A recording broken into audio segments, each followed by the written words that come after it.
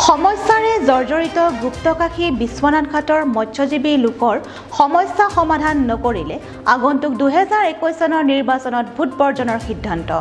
বিশ্বনাথৰ ব্ৰহ্মপুত্ৰ আঞ্চলিক মৎস্যজীৱী সমিতিৰ প্ৰতিক্ৰিয়া চাওঁ আহক। সৰ্বানন্দ সোণোৱাল বিধায়ক আৰু বন মন্ত্ৰী যিমান আছে সব বিশ্বনাথ ঘাটলৈ আহি সমূহ ৰাইজৰ ওচৰত লিখিত আকাৰে দিব লাগিব যে আমি এইটো কাম নকৰোঁ। আমাক সংস্থাপন আগত দিব লাগিব, তাৰপিছত নদী ল'ব পাৰিম, তাৰপিছত ভোট পাব, তাৰপিছতহে আমি ভোট দিম, নহ'লে আমি ভোট নিদিওঁ। বিধানসভাত কোনো কাৰণত যাব নোৱাৰোঁ।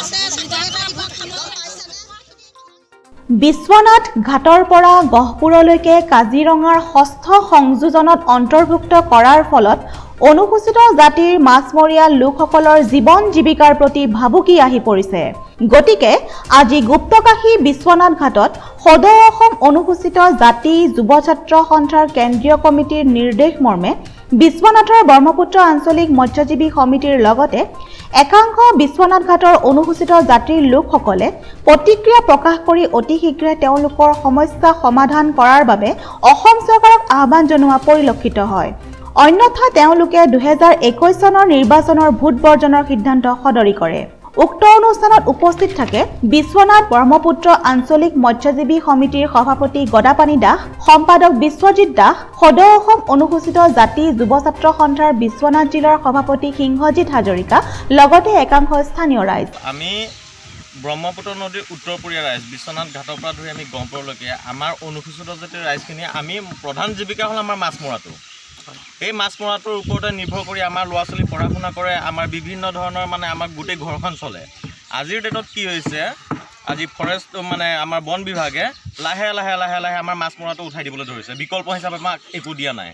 আজিও যদি ফৰেষ্ট ডিপাৰ্টমেণ্টত যিমান চাকৰি বাকৰি ওলায় আমাৰ ল'ৰাখিনিক তেওঁলোকে সংস্থাপন দিয়ক, তেতিয়া আমি মাছ মাৰিবলৈ এনেও নাযাওঁ। কিন্তু একো সংস্থাপনৰ ব্যৱস্থা নকৰাকৈ চিধাচিধিকৈ আমাক মাছ মৰা বন্ধ কৰিছে।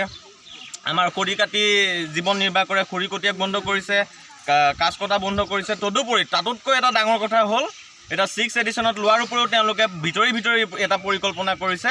আমাৰ সপ্তম সংযোজন আৰু অষ্টম সংযোজনত তেওঁলোকে ভৰাব বিচাৰি আছে। আমাৰ এইখন আপোনালোকে দেখা পাব উমাতুমণি, এখন গুপ্তকাশী, য'ত নেকি আপোনাৰ ৰজা মহাৰজাৰ দিনৰ মন্দিৰ আছে, য'ত নেকি শিলালিপি আছে। সেই উমাতুমণিখনো তেওঁলোকে এতিয়া কাজিৰঙাৰ অন্তৰ্গত কৰিব বিচাৰি আছে। লগতে আমাৰ নিজৰ জন্মভূমিখন, আমাৰ নিজৰ গাঁওখন, এইখনো আমাৰ কাজিৰঙাত অন্তৰ্ভুক্ত কৰিব বিচাৰিছে। গতিকে আমি আজি বন বিভাগক সকীয়াই দিব বিচাৰিছোঁ যে আমি মনে মনে বহি নাথাকোঁ। দৰকাৰ পৰিলে আৰু আমাৰ চৰকাৰলৈ এটা অনুৰোধ, আমাক এই ব্যৱস্থাটো সোনকালে আমাক অতি শীঘ্ৰে এই ব্যৱস্থাটো কৰি দিয়ক। আমি ব্ৰহ্মপুত্ৰ নদীত মাছ মাৰিমে, উমাতুমণি আমাৰ নামত থাকিবই। আমাৰ ৰাইজৰ মাটি, এখন ৰাইজৰ বিভিন্ন ধৰণৰ আমাৰ তাত আজি জীৱিকাৰ কথা জড়িত হৈ আছে। তালৈ উমাতুমণি দ্বীপটোলৈ মানুহ পাৰ কৰোঁতে কেইবাঘৰো নাৱৰীয়া তাতে জীৱিকা নিৰ্বাহ কৰি আছে।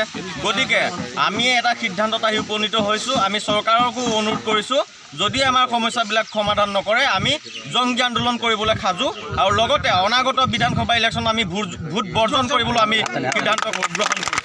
Bureau report, Agnigarh news.